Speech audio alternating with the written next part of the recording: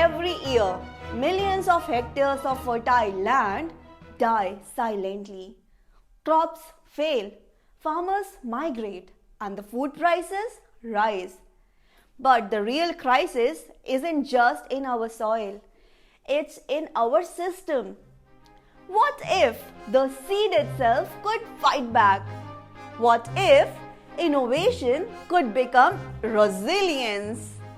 Namaskar, I am Dhriti Satya, and this is where science meets conscience. Welcome to episode 1, Why We Need Climate Smart Solutions. Because, my friends, survival is no longer about weather, it's about wisdom. Through this episode, I'll take you from the molecular level of plant stress to the human level of farmers' distress and show you why genetic innovation is not a luxury anymore, but a moral and strategic necessity. Let's come up to the slide number 1, the scale of agricultural crisis. Globally, over 1.12 billion hectares of arable land are already impacted by soil salinity. That's 1 out of every 5 hectares humanity relies on for food.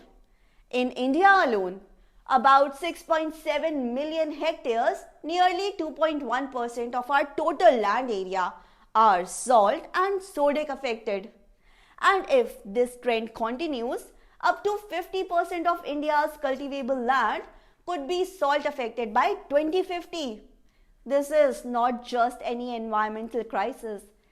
It is an economic, social, and ethical challenge that decides who eats, who earns, and who survives. Let's add another layer, drought.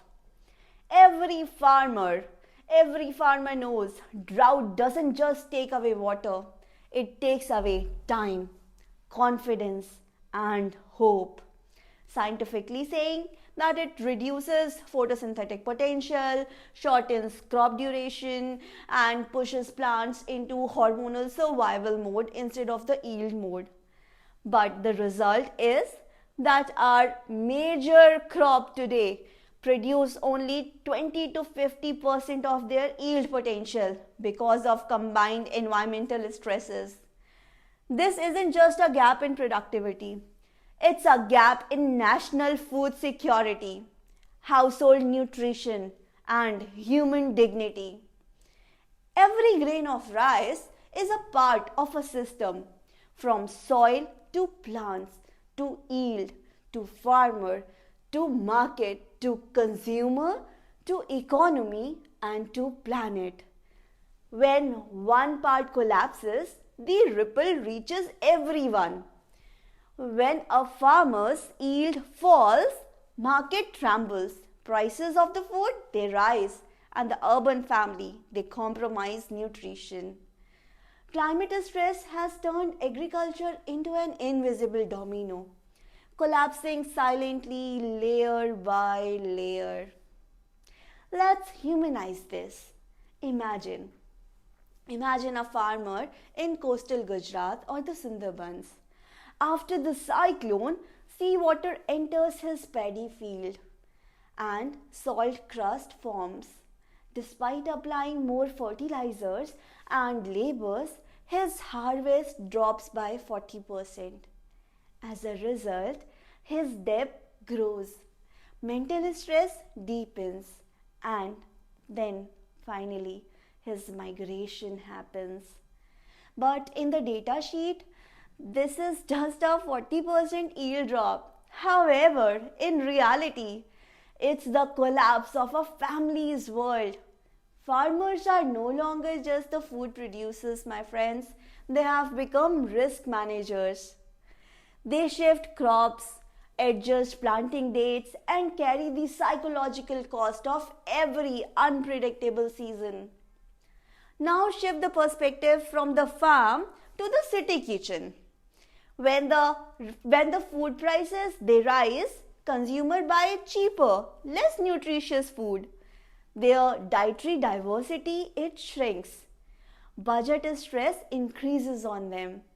This behavior, in turn, pressure farmers to produce more at the lower cost, leading to the overuse of water, fertilizers, and soil degradation.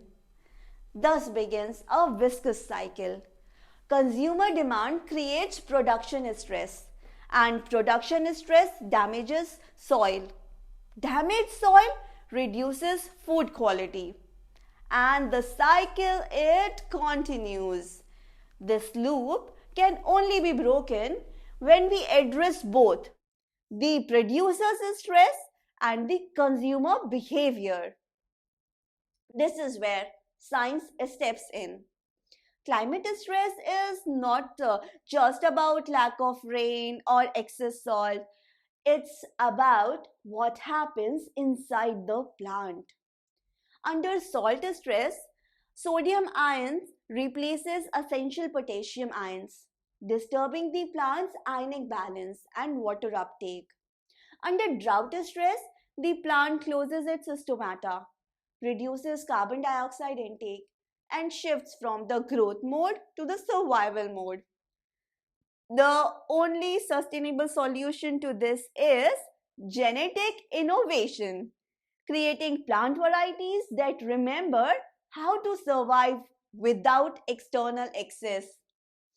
In one of my projects with the world's best scientists at Indian Council of Agriculture Research, we have identified donor genotypes with high salt and drought tolerance, mapping the QTLs responsible for resilience.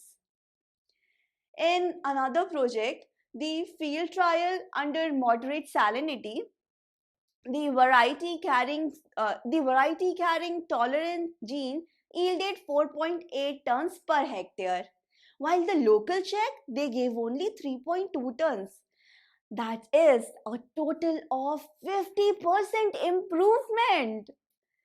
That's not just a number, my friends. That's a life restored. Because behind every successful harvest, there is a child who doesn't drop out of school and a farmer who decides to stay in his land instead of migration. So, sustainability is not a slogan, it's a system that breathes through balance. Genetic diversity acts like an insurance policy for life. A monoculture performs brilliantly until one shock destroys it all. Diversity spreads risk. It's nature's way of saying never put all your survival in one gene. Therefore, sustainability means combining science, economics, and ethics to ensure today's prosperity doesn't steal tomorrow's survival. But innovation isn't easy, my friends. There are gaps between lab success and the field reality. Between gene discovery and the plant adoption, it takes around 7 to 10 years for a discovered gene to reach a farmer's field. By then, climate stress already advanced further. That's why we need integrated value chain transformation, linking pre-breeding and gene discovery with seed systems, financing, market access, and policy alignment. Science alone cannot survive the soil, but system thinking can. So the path forward is very clear. Integrating scientific innovation, that is advanced pre-breeding, gene discovery and salt tolerant crops, with the economic framework, that is rewarding sustainable farmers, not just the high-yielding farmers, plus integrating them with the policy alignment, enabling faster adoption and protection for climate resilient varieties, plus consumer awareness, value sustainability as part of food culture. When all these elements they synchronizes, we don't just grow food, we grow resilience. You see, sustainability is not only about systems, it's about sincerity. When a seed survives drought, it's nature's remembering how to endure. When a farmer stands up after failure, it's humanity remembering its purpose. And when science serves life, not ego, that's when we achieve divine alignment with creation itself. True sustainability is when science serves conscience. Now, I invite you all to become the part of this transformation. At our company, we are building solution-oriented businesses in sustainability, connecting science, entrepreneurship, and ethical purpose. If you are a researcher, innovator, policy thinker, communicator, or simply someone who refuses to accept the world's decline as destiny, we want to hear from you. Send us your CV and cover letter in the email address as mentioned either in the description or in the pinned comment, and tell us how can your talent solve one sustainability problem that truly matters. We will explore collaborations across our verticals, from climate smart agriculture and the circular economy to social impact ventures. This is your chance to move from awareness mode to the action mode, from being a spectator of climate change to a designer of climate solutions. Because the question is no longer why we need climate smart solutions. The real question is, are we ready to become the generation that builds them?